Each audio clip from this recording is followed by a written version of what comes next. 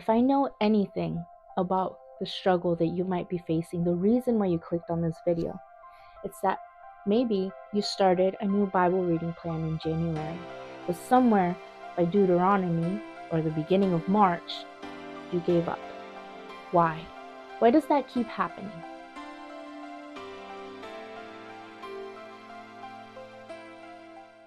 I may not know you, but the fact that you clicked on this video tells me a couple of things. You care about the Bible. You're not a Christian because you've got it all together. You're not a Christian because you're better than anyone. You're a Christian because you realize your need for a Savior. And that realization came in the form of God speaking to your heart and showing you your need for Him. Our need for Him doesn't end the moment that we get saved. Our need for Him should only increase if you're truly born again. And the way in which we can start truly engaging with the Lord is by finding out who He is. How do we find something like that out? Lucky for us, we have something like no other religion has. We have the living, breathing Word of God. But the only way in which we can truly get to know God, the only way in which we can truly walk with Him is by absorbing it into our lives. But how do we begin to hide that Word in our heart? Well, it seems simple, but it ain't easy. If I know anything about the struggle that you might be facing, the reason why you clicked on this video, it's that maybe you started a new Bible reading plan in January, but somewhere by Deuteronomy or the beginning of March, you gave up. Why? Why does that keep happening? Why does that happen year after year after year? You've tried it all. You've done the 1-year Bible. You've done the blue letter reading plan where you can print out a piece of paper and it has a check mark. Every time you read the Bible, you just check it off. You check it off. You check it off. It tells you on what days to read what things, and it should be so easy, right? But it's not. Because what happens when you wake up sick or you oversleep, or maybe on a certain day you didn't get into reading your Bible, maybe you're going through a spiritual slump and you haven't read it or touched it in weeks, then what do? Do you go back and try to catch up on all of the reading? Or do you skip what you missed? But wait a second, isn't the whole point of doing this thing to read the Bible? So why are we skipping stuff? Then we start thinking to ourselves, are we the problem? Am I the reason why I can't do this? Am I a subpar Christian? Am I somehow not as holy, as sanctified, as spiritual as everybody else that has read the whole Bible from cover to cover? I understand the struggle because I was that girl. I was the girl that grew up in church. I was the girl that had a pastor for a dad. I was the girl that eventually got married to a preacher, went to Bible college, got my Bible certificate there, and I still hadn't read the whole Bible. I then went on to become a mom, and I wrote a young adult Christian novel that ended up reaching the bestseller ranks on Amazon, and I still hadn't read the whole Bible. And so I asked God, Lord, why? Why can't I do this? This should be so easy. All I have to do is open up the book. I know a lot about books. I wrote one. I love reading them. Why is it so hard to get into your word and stay in it? After the month of March, well, I gave up on my Bible reading plan. I would read a psalm or a proverb a day and I'd digest things here and there, but then I would never get through reading the whole Bible. And then one day, it was like God spoke to me so clearly that He said to me these words, small books first. Huh, I don't remember seeing that reading plan anywhere. Sonia, I didn't make you with the cookie cutter or with the stencil. I made you unique. You don't think like most people. Wow. There was so much freedom in that realization. God didn't expect me to look like everyone else, to think like everyone else, to learn like everyone else. He wanted me to be me. And so that's what I did. I started with the smallest books of the Bible. This is my journal entry for the day that I began. And here is the quote of what I felt God say to me. small books first. The next thing I did was look up a list of the books of the Bible from smallest to largest. I actually started in the book of Ruth, even though it wasn't the smallest, but it was the smallest one that I knew of. And then after that, I wrote down the books of the Bible from smallest to largest to the best of my ability. And this was that checklist. As you can see, I started in one journal, I went on to my next journal, and to another one after that. Pretty soon, I figured out exactly why God wanted me to read from smallest to largest. How long does it take to create a new habit? Do you know? 30 days. By the end of 30 days, by reading from the smallest book of the Bible to the largest book of the Bible, I had read 18 books of the Bible out of 66. 18. You better believe that at the end of 30 days, I felt amazing. This is the fastest I had ever read through the Bible before. Why? Is it because when I started in Genesis, I didn't read as much? Not necessarily, but it's because the book of Genesis was a lot longer than the book of 2nd John, 3rd John, Obadiah, Philemon, and now I was reading the Bible like never before. So it's not wrong to start with Genesis, but if you're somebody who's struggling with building that Bible reading habit, this is something that could absolutely work for you. There was only one problem. See, when I started that way, when I started with a list, that worked fine for a while. I had the list of the books from smallest to largest, and I would check off the book as I read it.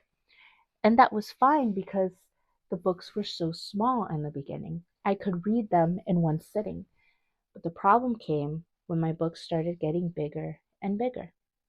At that point, it became harder to keep track of them because it took longer than one day to be able to read through it. But that's when God gave me my next tool, Bible reading graphs.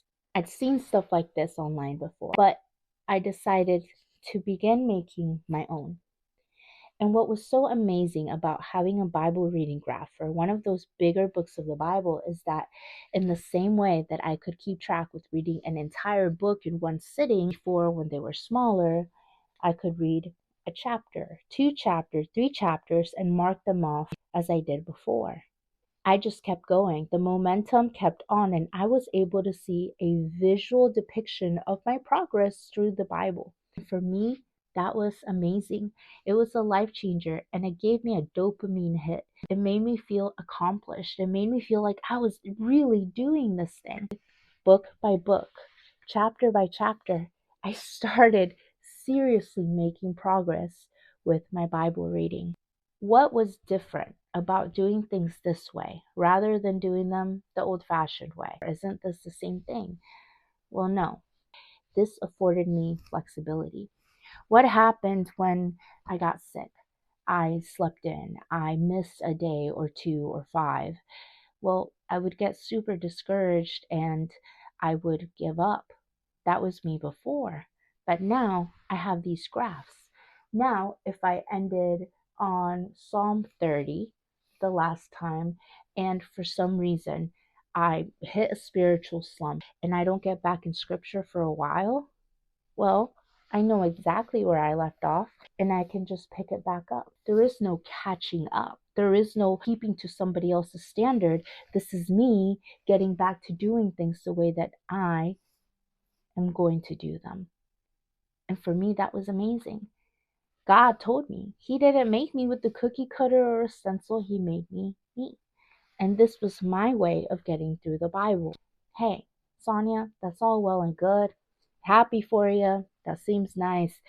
That doesn't really seem like my style, to be honest. That seems like a lot of work. I get it. When I've tried to talk to other people about doing things this way, I was met with the exact same response. I'm busy. I'm a mom. How am I going to take the time to sit down and make all of these graphs? I started asking God, is there anything I can do about this, Lord? And He gave me an answer. Drum roll, please. Whoop. Introducing the Bible reading bullet journal and tracker. I had tried both journals. I had done the lined journal, I had done the bullet journal. I really enjoyed the bullet journal and I wanted to make one for both. So this is a bullet journal, and I also have two lined journals, one for men and one for women. The Bible reading journal and tracker is the exact Bible study tool that I used in reading the whole Bible from cover to cover. The only difference is I used multiple journals to get the work done. But one day, God placed it on my heart. Sonia, you are a self-published author. You know how to design things. I gave you the knowledge, I gave you the tools, I gave you the know-how, and now it's your turn to share this with everybody else. Help my children get into my word. So this might just be the most important tool, the most important thing that I've ever made. So yes, I have an Amazon best-selling young adult Christian novel that you should definitely check out. But this right here is going to help you get into the most famous, most wonderful book in all of history, which is the Bible. So this is what the interior of the Bible reading bullet journal looks like. Of course, there's a page that shows who it belongs to. Then it moves into a coloring book page with a Bible verse on it, and there's several of these throughout.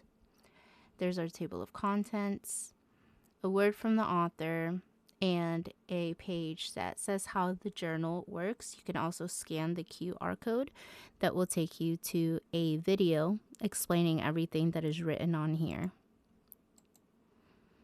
Finally, we have some additional tips, tools, and helps, followed by the so coveted Books of the Bible by Length page. Next, we have the Bible reading tracker. It splits up the books of the Bible by their different categories. So we have Pentateuch, which is the law, then the historical books, the wisdom, poetry, major prophets, minor prophets. That's all in the Old Testament. And then we move to the Gospels, history of the church, the Pauline epistles, and finally, apocalyptic prophecy. We have the master tracker, which is how we keep track of the big picture of how many books we've actually read, not just by chapter. And we have a calendar. You can do whatever you want with this calendar. I keep track of my 100 days of scripture memorization on here, but you can keep track of your Bible reading habits so that you can plan your time with God around which days you're most likely to read, which days are harder, things like that. This is what the bullet journal pages look like. You can draw, you can doodle, you can write in these as well. Use them as if they were lined pages. And of course, there is a calendar at the top where you can circle or fill in the bubble for what day you're in. Here is another coloring book page, and I'm just going to keep clicking so you can see what the other ones look like. And then I'm going to just skip to the very end. Okay. So one of my favorite things about it is we have this certificate of completion at the end of the journal. I'm so confident that you're going to get through reading the whole Bible that I have pre-signed it already. Of course, over here on this page, you can look at a list of your own memory verses that you write down whatever you want. And at the very end, here is a look at what my young adult Christian novel looks like, as well as an about me as the author. Hi guys, this is Sonia from the studio. I just wanted to let you know that as much as I would love for you to purchase the Bible reading journal and tracker, my main goal in this channel is to get you into the Word of God, which is why I want to give you a free printable copy of the books of the Bible from smallest to largest. make sure you check out the link in the description below. You go to my website and you subscribe for my newsletter. When you do that, it gives you the option to put in your email address. I will send you a personalized message along with the PDF copy of the books of the Bible from smallest to largest, because that is exactly how I got started. And if that's the only tool you had, I'm sure that it's going to make a big difference. So make sure you do that. Now back to the video. God didn't make you with a cookie cutter. And thank God he didn't. You are needed on this earth exactly the way that you are. And I'm so happy that you're here. Please make sure to leave a like, leave a comment. What do you think about this? Have you ever heard of something like this before? And please subscribe. I would love to have you. There's so much that I want to get into on this channel. My name is Sonia Fischella. My pen name is DS Fischella. I'll make sure to link everything down below. And I just hope you have a blessed day. Can we pray together?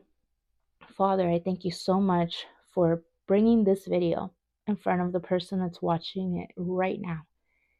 I thank you, God, for the way in which you're going to use this information to inspire them and to help them into getting into the Word of God.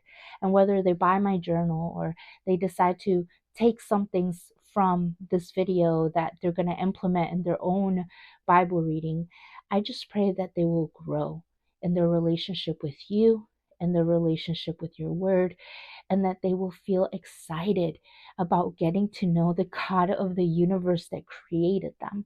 They have meaning and they have purpose. They have intrinsic value that can only be learned about through the Word of God. And I just pray that you will help them bless their time with you and help them to grow closer to you like never before. Thank you, Father, for blessing me and helping me to learn how to read the whole Bible, and for teaching me how to teach others as well, for allowing me to comfort others with the same comfort that you comforted me with. I pray that you'll help us to have an amazing day. Help us, God, to walk in your ways in everything that we do. Thank you for all you're going to do from here on out.